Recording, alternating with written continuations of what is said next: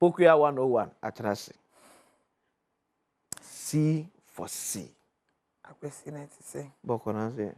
Yankopo Adom. Ukwo hin weekend that's why em redodo. Obre. Utu ukwo hin weekend. Ma sheda anko ba bia say ejuma na mofia na enu asoso se be ye ejuma. Enu am so be ye ejuma. Ai. Se dede na na mo abre. So wo hwe nkola obakofo uni house uni buafo. Tene de ma obre ba. Man sheda anko ba bia sa. Okay. Baby aya na ye fo sa mekono ensa. Wango. Man ko me krapo me ko wache. Baby a wu te nim na ya mete hia wo no. Sister na meta hia wo no. Sister no kwa enu akwa frame say mo ko ho. But me ma. Yeah, 101. Dia na no C4C de mai. Say ho ye. Viado. E wusi afo ho ye. Yeah, viado. Yeah. Ghana for me nim say mu ni aso mo ho ye. Meso Pokuya Yankopo Adom. Me ho ye ba mre na maye ena no pen. Ti be mama kasa nkoye tintin bia.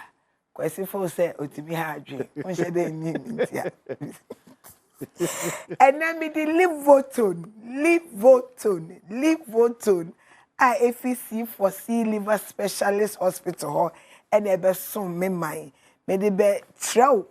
Wa won te menka. Wa won ti edro yinka. Wa wonim de eye ena no pay eno na mede ebebebe dombo na ma wa kasa meken anase de mebebe chire mu o fall and director wetima be pay ye livoton bi wetimi di a support u liver livoton eye edro bia C4C homeopathic hospital anase liver specialist for akofa aba edwaman so a the Laws Pharmacy a mo Indian and Eddie rights no ama omo a omo di hu edwa e wo Ghana ha na de yan say ubenya o livoton we bi wetimi da protect u liver me ne omienu anase wonte ye kra pa o de ma no sipa bi so bibia say eden na liver no eye ma ni pedua no na liver no so no ehwihia say wo say ye bo ho ban ana me Pokuya enye se me bo mi dro hu de ru nti meka se chinchina anchi kope liver ton nato anase bo liver no ho ban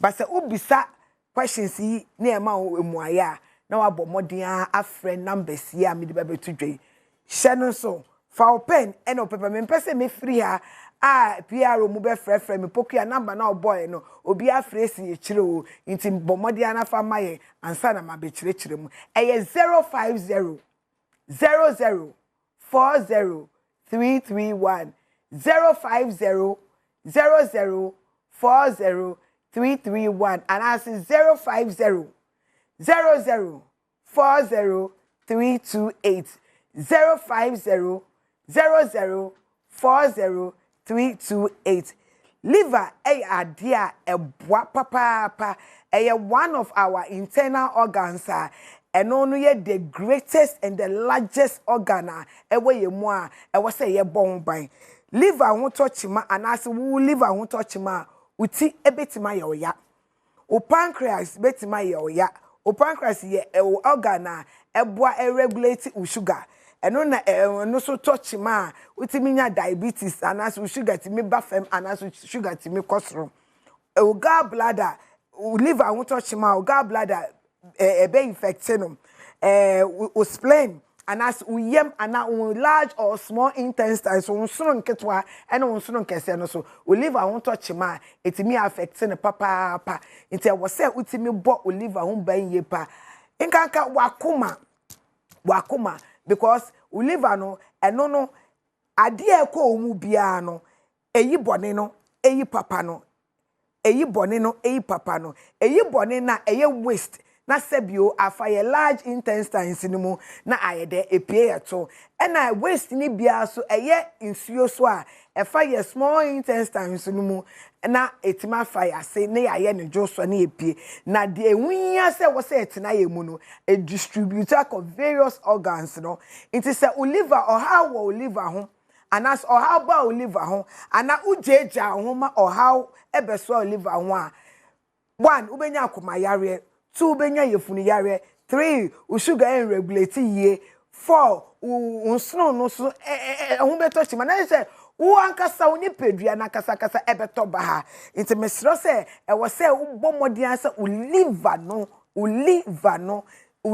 ho behia opa na wahwe ne ho so ye na wetima bɔ ho ba ama na di ne dwumadi a etede pa obebe bi sam se liver to nya poku akite de na ebetre de na kire se liver we liver to eye ema liver de me poku amedi ho adanse ansa na mo a mo ni mi anas mo amate menka mo ni me se menye doctor mo ni me se menye duro but de nti ama fa liver to mi bo de ro ni say me ankasa me woni pa nya liver enlargement sa se mo ma kan but for the benefit of obi a o hwe me ene any first time o wa o hwe me ankasa me woni pa nya liver enlargement or the hospitals ekuku dab e wo Ghana ha answer ni be won say liver disorder and as liver enlargement need do be say 6 months and onu krapo no for say onyem because no onye ni menses a season menstrual flow so no onye ni menses na after the yefunu no potrudia na potru e kese because what say liver and e say yefunu ase into no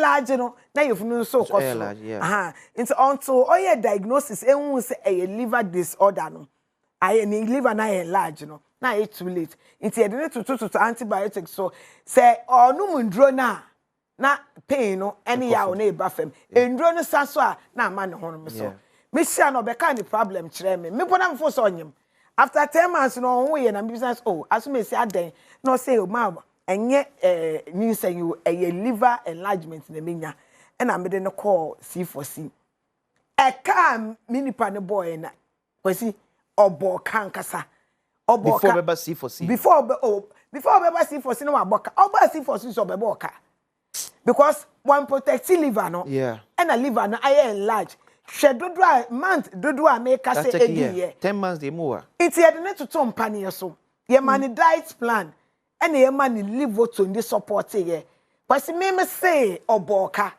and I see for so nim say ndroni ni ya kraba into ne bo e wo soro kakra into no oboka ye one boka kakra po se me ndwa menum a oboka more than 30,000 Ghana cedis but ni liver no esamba normal e ma sisian onkonja liver to because when you be done, the probability for her to reoccur no very high. Inti entweng e ma liver no touch ma protect liver no with Livotone.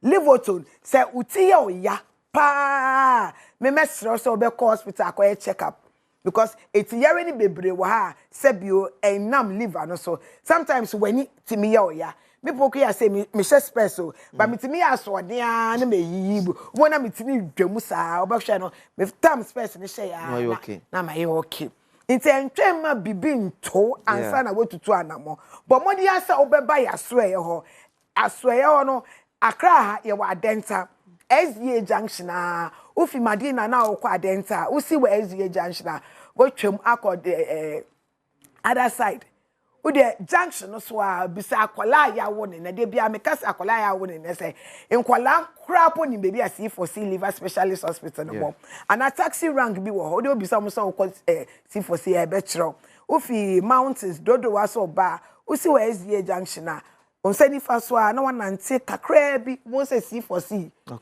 signboard no bo ko e na afi the supristia ye wo ho meka ye ho a na say ye pharmacy no edu pristia for example Livotone say TC other pharmacies I mean sabe can be ato most of the pharmacy won say e buy en sheda nche enti no pharmaceutical shops no mu so mfa so and I say no omuni ye ndi dwa but sisi a no kwatakrade a e watakrade ni a e watakwa e wo pristia e wo Cape Coast okọ asaman kese e wo ho agona odobin e wo ho okọ edwoso Kumasi e wo ho otena mu kọ Kumasi obi bi opeli voto na to bia okwa just an abantama specifically Kumasi oho na wo number be so number ambe frɛ ɛwɔ so no 050 00 40 331 050 00 40 331 and I say 050 00 40328. Kwesi mama fa baby a your hospital no so wo C4C liver specialist hospital. Okwa Kumasi ase na medi kanka edwo so kwamo junction wa o na ebo. Takradi Fijai opposite the May Sports Cape Coast Green Hill opposite Addison Gardens ewo and Agona Odobe opposite the Odobe Government Hospital no. Freying I was 050 00 40331 and I say 050 00 40328. Pokia 101 better say from C4C Liver Specialist Hospital. And more I train and come on there and a premise what I train and manning to answer. And what could be said a quack sound yard. And the year no about buying at the free liver related issues. Pokia better say.